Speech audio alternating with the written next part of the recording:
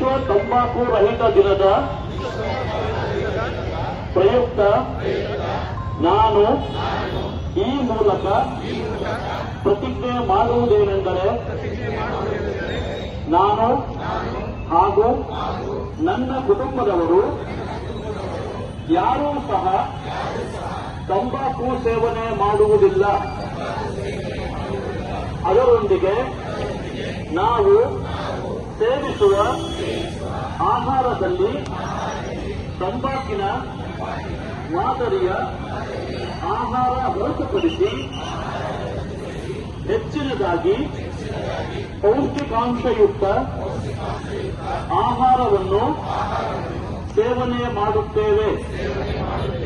ನನ್ನ ಸುತ್ತಲಿನ ಪ್ರಕೃತಿಯಲ್ಲಿ ಗಾಳಿ, ನೀರು, ಮಣ್ಣು ಯಾವುದರಲ್ಲಿಯೂ ಸಹ ತಂಬಾಕು ವಿಲೀನವಾಗದಂತೆ ಕ್ರಮ ವಹಿಸುತ್ತಾ ನಾನು ಮತ್ತು ನನ್ನ ಕುಟುಂಬದವರು ತಂಬಾಕು ಮುಕ್ತ ಆಹಾರ